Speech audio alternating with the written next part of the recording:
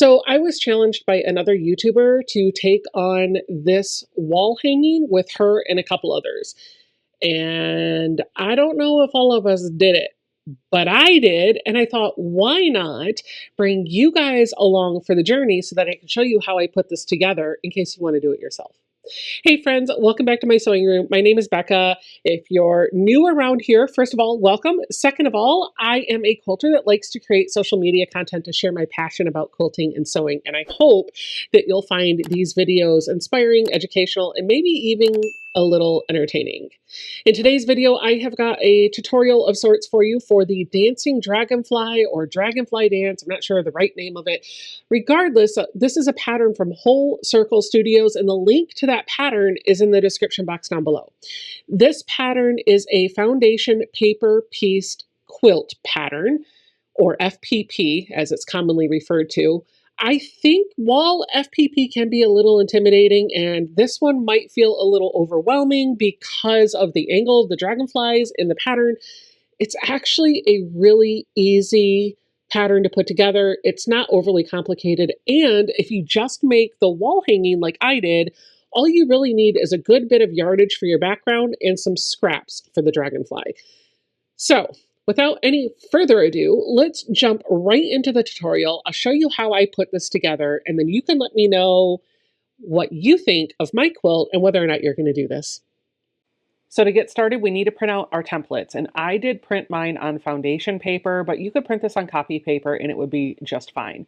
And then you're going to need to roughly cut out each area. Don't worry, I'm using a paper rotary cutter for this. This is actually comprised of 2 block A's, 2 block B's, and 2 block C's, but the pattern only gives you each template piece once. So you're going to need to make sure to print out all of those FPP templates twice. Now, when I printed my templates, I printed it on Carol Doak's foundation paper piecing paper. You don't have to do that. You can totally print this on just straight copy paper. But this is a little bit thinner paper. It feels like newsprint, and it's better for FPP because it's easier to tear out. If this is something you want to try, I'll link to it in the description box down below. Some of the pieces required joining to the other side, and the way I did that is on one of the pieces, I cut directly on that dotted line. Then I just laid it on top of the other piece and made sure that the lines for the seam allowance, as well as those X's, were perfectly finished. I wanted to make sure that I was finishing the X and continuing the lines. That made sure that the papers were lined up correctly. And then once that was done, I just grabbed some washi tape. You can see I'm using my diagonal seam tape because that is washi tape, just to kind of hold those 2 pieces of paper together. And then I used my paper rotary cutter to kind of clean up the edges so I didn't have any overhang. On those FPP templates, you're going to have a little shaded area. That shaded area is where your color fabric is going to go. The other areas is where your background fabric is. So you really don't need a lot of pops of color. For this, I pulled the blue to be the background. The white is going to be the dragonfly bodies. And then I have 3 different sets of wings. Every set of wings is comprised of a dark and a light fabric. So I've got a purple set, a blue set, and of course, a pink set. I think this is going to look really good when it all comes together. So 2 thumbs up and wish me luck. So here's one of my dragonflies already pieced together. Don't worry, I'm going to show you how I did this step by step. I do think this is a beginner-friendly project if you've never done FPP before, so stick with me. I am going to let you know though, remember we're going to do 2 of each block. So I'll have 2 purple, 2 blue, 2 pink. I'm going to change things up just a little bit so that in each set, one of the dragonflies has the dark color on the bottom and one of them has the dark color on the top. So that just kind of gives a little bit more visual interest, but you can do whatever works for you. I'm going to also point out something else. Right here, do you see, maybe you don't, but I do, how the wings aren't perfectly lined up? They're off a little bit. It's going to be fine. When this is all put together and quilted, you're going to lose this. If you can even see it right now, I don't know. So just trust yourself, breathe, and we're going to get through this, and it's going to be lovely in the end. All right, so let's set this aside. Let me show you what I did. Here's all the pieces that I need to build out Block C, and I'm going to walk you through how to do FPP. So if you already know how to do foundation paper piecing, this might be a little beneath you. But I want to give you some highlights in case this is something new to you. But don't worry, Ian, the Off-Kilter Crafter, has done a marvelous tutorial for the very basics of FPP, and I will link that video in the description box down below in case I'm going a little too fast and you want that to be slowed down just a bit so that you can pick up what's happening. When I'm looking at each of these pieces of paper, I want you to understand right now that there's just different little shapes on each of these segments of paper. And each of them have a number. So you'll see the C1 is in all three of them. That's how I know that this is the element that is called C1. But then there's a dash with another number. That number is the order in which I'm going to add fabric to the segment. I'm always going to start at 1, then I'm going to move to 2, then I'm going to move to 3. Super simple. And also remember that the shaded area is where we're going to put our dragonfly fabric. And in this case, I'm going to grab the fabric for my body, which is my white. The areas that aren't shaded, yeah, that's my background fabric. So that's where this blue comes into play. So I really only have 2 fabrics that I need to build this out. So to get started, I'm going to put the wrong side of my fabric to the wrong side of the paper. And that's the first rule for any time we put fabric behind 1. After we add our fabric to 1, we're always going to put fabric pretty side to pretty side, and we're going to line it up on this side, on the fabric side. But we're going to sew from the back side of the block, which is where the paper is. So it gets a little confusing. It does take some muscle memory, and it is different than traditional piecing, but trust the process. It works. Don't second guess yourself. I do find that when I'm adding fabric behind piece number 1, just a little bit of fabric glue will help hold the fabric and the paper together so that it's not a little flimsy. And you can see here, my piece of body fabric is way bigger than I need. If you're a seasoned FPPer, you already know that I could have made this a whole lot smaller, but if you're a beginner, my tip for you is to always oversize your cutting because you're not yet familiar with how that fabric is going to lay once it's folded over and pressed. So cut off pieces of fabric that are super generous for what you need. Once I have the paper and the fabric lightly basted together with some fabric glue, then I'm going to start building out fabric underneath the other areas. So how do I do that? Well, I'm going to use this little doohickey. It's an add 1/4 plus ruler, and it is the 6-inch version. I also have the longer one, but this is usually what I use. There's a couple of elements on this ruler that are really beneficial for FPP. The first one is this tapered edge. It's a really thin edge right here. So I'll lay the flat side of the ruler down, and I put that tapered edge right next to the line between 1 and 2 because that's the line I'm going to stitch on. Then I'll pick up the paper and I'll fold it over so it's nice and taut against the ruler, pull the ruler out, and then crease the paper down. Now the other side of the ruler is a ledge. This ledge is a perfect 1/4 inch. I'm going to turn it over now so that the ledge is down, and I'm going to push it up against that fold. Now I could do this with a regular ruler if I wanted to. All I would do is just put the 1/4 inch mark directly on the fold. Either one works. I personally like this because it just slides over and there's no lining up, there's no guessing, there's no measuring. It just happens for me automatically. Once I've got my 1/4 inch identified, you can do one of two things.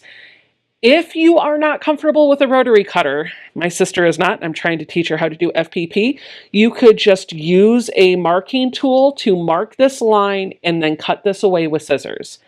But if you are comfortable with a rotary cutter, as I'm sure most of you are, you're just going to cut along that ruler and pull it away.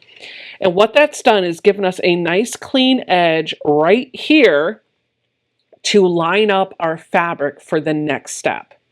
What is the next step? Well, that's to grab our background.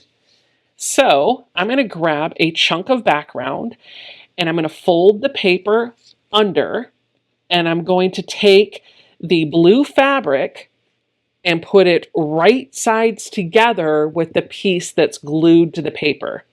Now, this is where things can get a little tricky and a little finicky.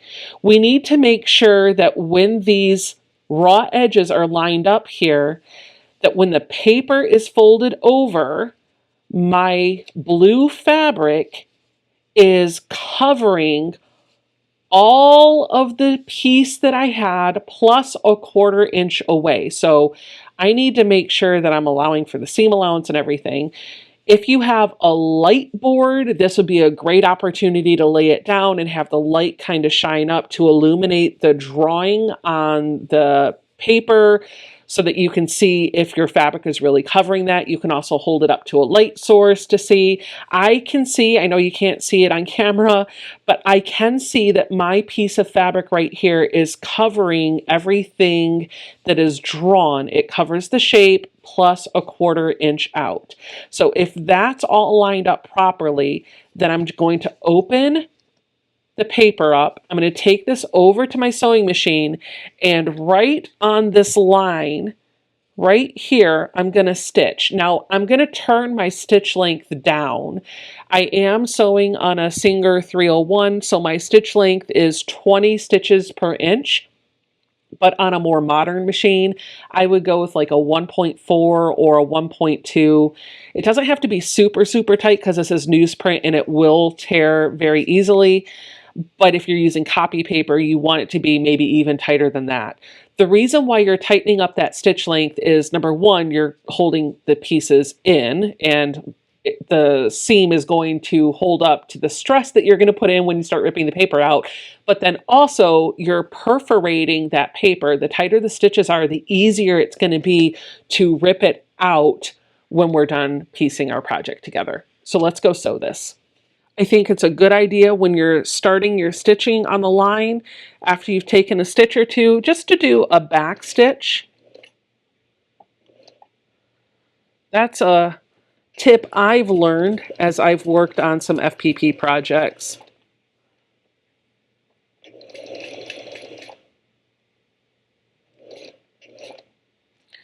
Once the stitching is done, we're going to pull it out. Now that I've stitched the fabric to the paper, I'm going to flip this over so that the fabric is right side up. And then I'm going to turn on my iron because I will need that in just a moment. I'm going to push that piece of fabric that's behind number 2 over. Now, when I do this, I like to make sure that the fabric is nice and crisply folded right up against that seam, but I don't want to press it too hard or pull too tight so that the stitches are exposed. So I just kind of like find where that seam is and I rub my finger along that edge. Then I'm going to pick up the paper. I'm going to hold it up to a light source. Again, if you have a light box, that would be perfect. And I'm just going to make sure that once I've finger pressed that fabric over, that it's covering that whole segment that I want the fabric behind, plus a 1/4 inch or more beyond that. Now for this piece, it's really easy because I see the 1/4 inch line drawn all the way around that segment. The reason why I want to make sure it's bigger than this piece is because I still have to have seam allowances. Anytime you're sewing fabric together, you have to have a seam allowance. So I need to make sure that there's something for the next piece of fabric to attach itself onto. That's why I care. Now, my tip and trick for this when I'm pressing all of my FPP items is to always use an Acorn Easy Press Pen and a clapper when I'm pressing my seams, because that's going to get this really super nice and flat. So I'm going to take this starch pen, I'm going to push the nib down, and I'm going to draw a line of starch right on top of that fabric that I folded over. Then I'm going to take it over to my pressing surface. I'm going to put a iron on a high heat on top of that fabric and just let it sit there for a second. And then I'll pick this up and I'm going to put a clapper on top of it. And what the clapper is going to do is suck up the heat that's in this unit underneath and help the fabric cool in that really flat position. And so what will happen is I'll start getting seams that are really, really flat.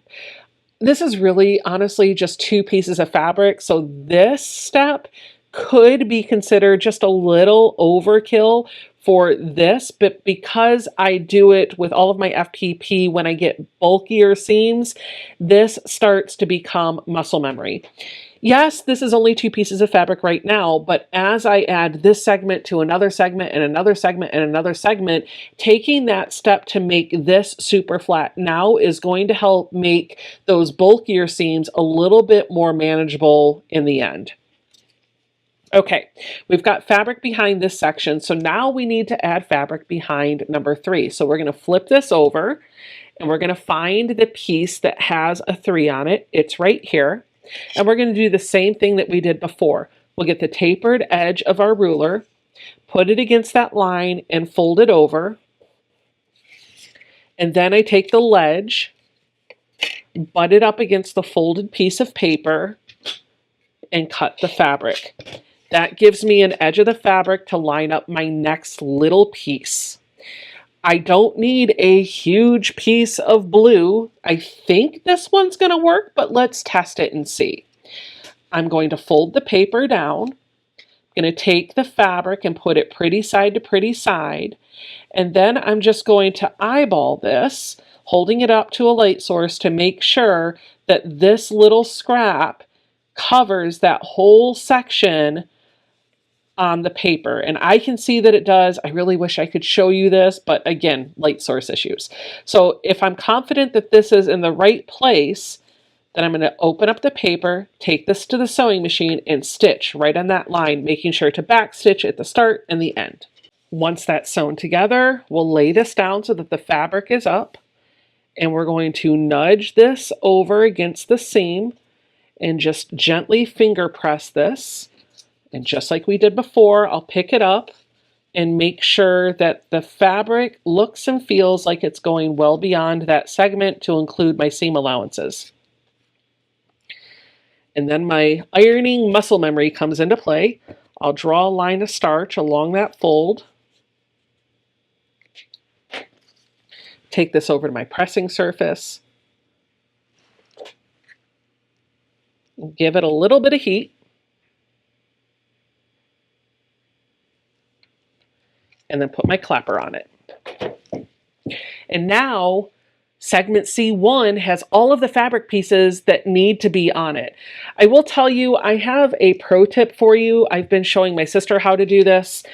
She gets a little confused with what did I do versus what didn't I do, especially if there's a lot of little segments. And so if that's a thing for you, what you could do is as you add fabric to each of those areas, you could take a pencil or some other marking tool and very delicately just put a mark in each of those segments so that if you have to set this down and come back later, you don't have to look back and forth to figure out where you were.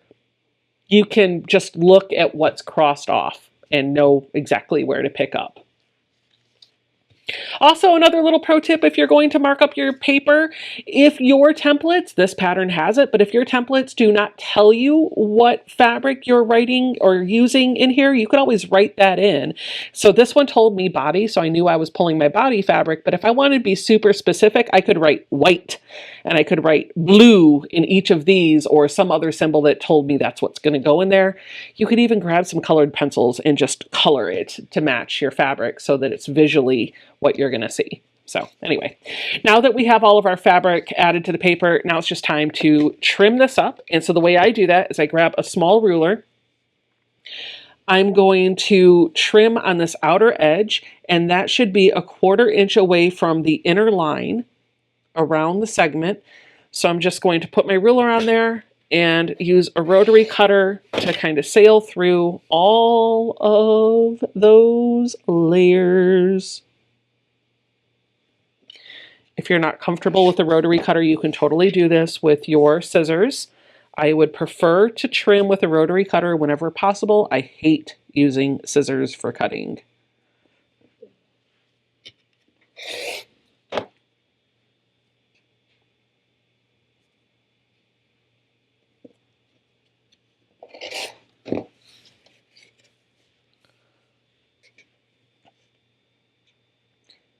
This is honestly one of my favorite parts of FPP because it looked all messy and chaotic, and then you come in with your rotary cutter and a ruler and clean up those edges, and then all of a sudden you have a nice, tidy little segment that's ready to go in the block, and it just looks cool. Look at what we made, guys.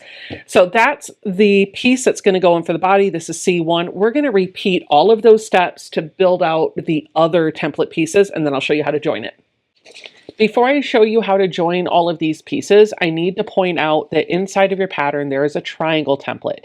And you're going to use that to cut out a triangle that's going to be used to kind of corner off the dragonflies. As you can see here from the way the dragonflies are all oriented, that triangle piece comes into play in the center. So this is what's going to bring all of our dragonflies kind of in towards that circular shape. So you're definitely going to need this. You're going to need 6 of those, 1 for each of the dragonfly portions that you're going to use to build out this mini quilt or quilt block if you're going to make it into a bigger project. If you wanted to, you could totally just take this template and print it out 6 times and then just glue baste the paper to the fabric. Remember, whenever you add the first piece of fabric, it is always wrong side of the fabric to the wrong side of the paper. And then once that's glue basted, you could just go through and cut it out to that shape. And then you would have a piece of fabric that is secured to paper, just like your other pieces. I didn't do that, but that is an option for you if you wanted to. Inside your pattern, you're going to have a layout for each of the dragonflies. There are 3 different dragonflies in this block, as you can kind of see here. You have A, B, C on this side, and then C, B, A on this side. So kind of like mirror image. And on the page before that, it tells you how to build out each of these dragonflies. So when you're looking at the back side, the paper side, it's going to tell you whether you're on A, B, or C. This is Dragonfly A, so I need to follow the layout for Dragonfly A. And I want to point out that once we've built this out, we're not going to see a square shape. It's going to be a different type of shape, and it might take a little getting used to. It definitely confused my brain the first couple I put together. So I'm going to follow this layout. I'm going to put A1 down. Now, before I put A1 down, I want to make sure that the head of the dragonfly is towards the center. It's up at the top. And so A12, this bigger wedge of white, is actually the head of the body. Ask me how I know. I may have messed up, and we'll talk about that in a moment. And then I'm going to take my top wings, which are the ones that say top wings, and I'm going to lay them out so that they're following the orientation here. Now, how did I know that they went upside down like this? Well, that's because I know according to the diagram, that I have blue around these outer edges, I also know that the wings touch the body. And then I'm going to do a 3 this way. The bottom wing should kind of come up to there. And I'm going to do a 5 over here. And so this is what I have to put together. When I put these together, I like to put my top and bottom wings together first, and then I join them each to either side of the body. It just makes it easier. And this is how I join my FPP pieces. I need some pins and some clips. I'm going to set these aside for right now. I'm going to work on this side. So I'm going to put the fabric pieces together. So I should be able to see from the top and the bottom paper. I'm going to look for the corner right up here where those lines kind of meet. I'm going to stick a pin through the paper and the fabric, and I'm going to make sure that the pin on the other side comes through that same corner on the bottom side on the paper. And then I'm just going to let the pin hang straight up and down. I'm not going to manipulate it at all. It's just going to stab through the paper and the fabric. Then I'm going to find the other corner, and I'm going to do the same thing. Now, if you're working on something that is a little bit more complex and you have points that are going to intersect, then you'll want to make sure that you're stopping to pin those points along the way too. This one's pretty simple, so I don't need to worry about that. But I did just notice that my pin on the bottom side was not going through the exact portion, or the exact point, I should say, where I wanted it to. So I'm manipulating the pin now to get it right where it needs to be. And then once it's in the right spot, I'm going to leave those pins straight up and down. I'm going to grab a few clips, and I'm just going to secure this edge of the fabric where I'm going to sew with those wonder clips. By leaving the pins hanging straight up and down, that's helping to keep my fabric lined up. I'm going to pull those out once my clips are in. Now I'm going to take this over to my sewing machine, and with that same stitch length, I'm going to sew right on this black line. And it's okay when I'm joining pieces together, I'll even start before and after that black line, just to kind of give it a little bit more security when I'm putting this whole thing together.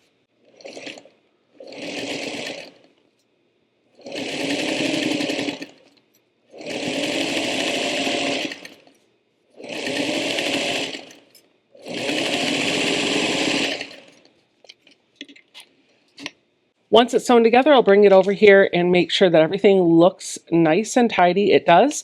So I'm going to take the time to pull the paper out of that seam. So I'm just going to fold the paper along that seam where I stitched, and I'm going to rip this off, flip it over, and I'll do the same thing to the other side. Then I like to press my seams open anytime I join sections together. So I'm going to lay this back down with the paper side up, and I'm going to use my fingers to manipulate the fabric so that the entire seam is laying open. This is just going to help the entire block lay a little bit flatter when it's all said and done.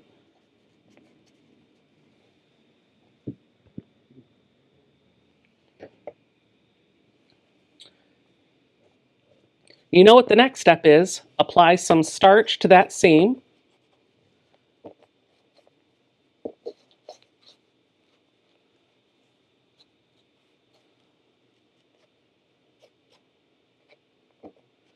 My pen's a little dry, so I had to go over that a little bit more than usual.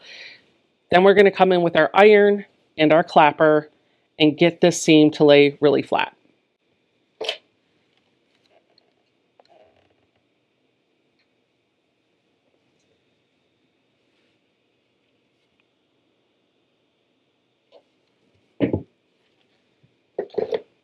That is one side of my dragonfly, and now I'm just going to repeat the same steps to add on all of these pieces. And then at the end, we'll put the triangle right here at the top. So it's always going to be at the head of the dragonfly. Now I'm joining my wings to my body, and I already have one wing joined, and I want to show you that in this case, this section down here, right here, is really narrow. And so if I were to press this open, it would actually be a little difficult for me to sew along that edge. So I can do one of two things.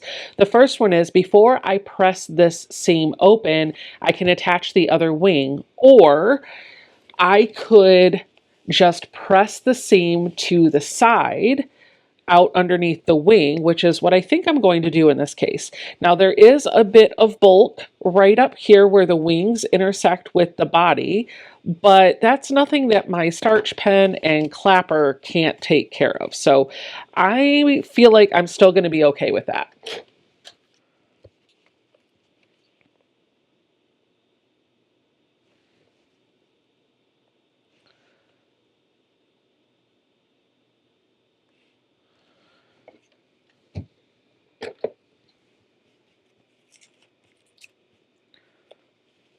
This piece of paper is falling out, so I'm just going to go ahead and pull it out. It'll be okay when I put this all together.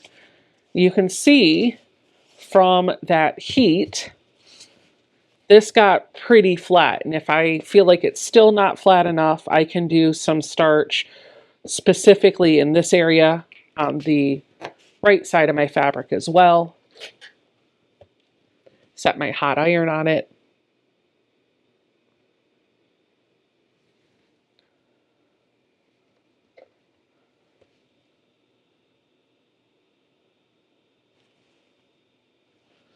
And then put the clapper. I have my triangle attached, and you can see this is the area where I had pulled off the piece of fabric that was kind of folding off anyway. No big deal. I just continued sewing along here with 1/4 of an inch, and because there were no points to really match up, it didn't really matter that the paper was gone in that section. So if a piece of your paper falls off before you are ready to take it off, it's not the end of the world. However, if you do have a big piece of paper that you are worried is going to fall off and you don't want to lose it, you can always go in afterwards and add just a spot of fabric glue on the back side of the fabric and secure that to the paper, and it won't go anywhere until you're ready for it to. I'm going to go ahead and peel off all the paper of my block. I like to do this before I assemble my blocks together. That just allows me to sew the quilt together following my normal 1/4 of an inch process, just like I would if I was traditionally piecing.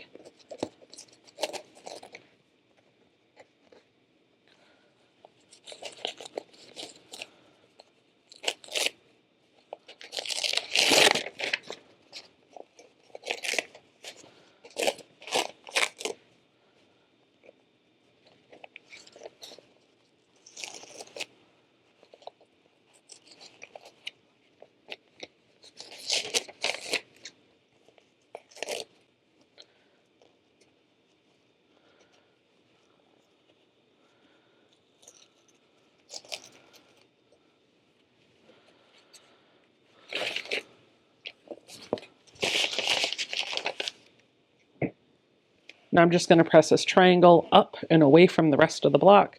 And for consistency's sake, I'm just going to use my Acorn Easy Press pen, just like I have on every other seam in this project. And this is what block A will look like when it's all put together.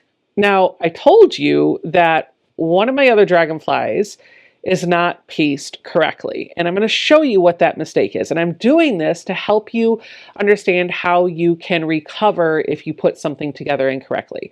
So take a look at the body of this dragonfly. Do you notice how the wider edge of the body is up at the head and the thinner edge is down here at the tail?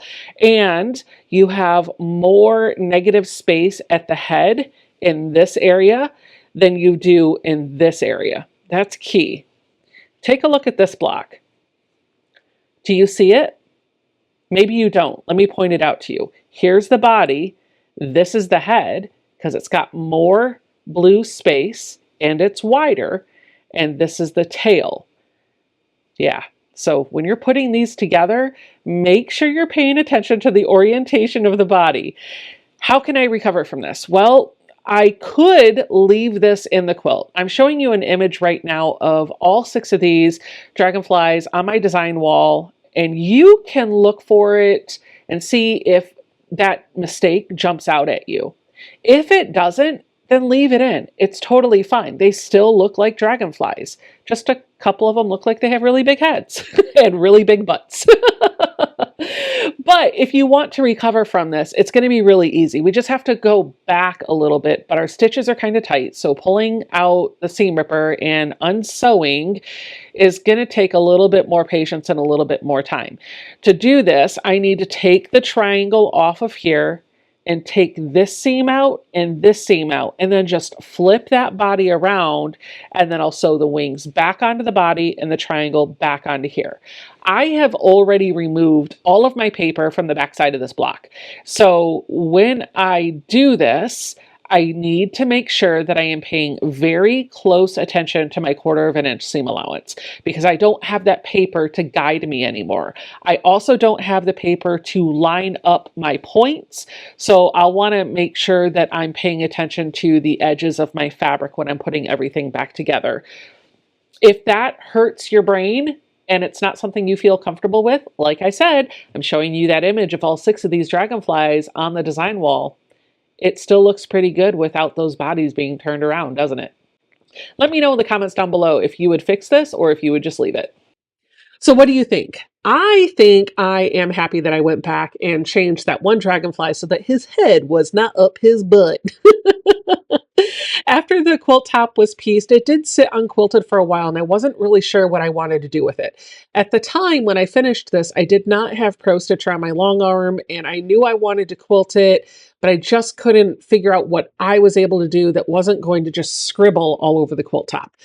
But in the past couple of weeks, I have gotten Pro Stitcher, and I decided to invest in a panto that has some swirls and dragonflies and just do an edge-to-edge design all over that quilt top.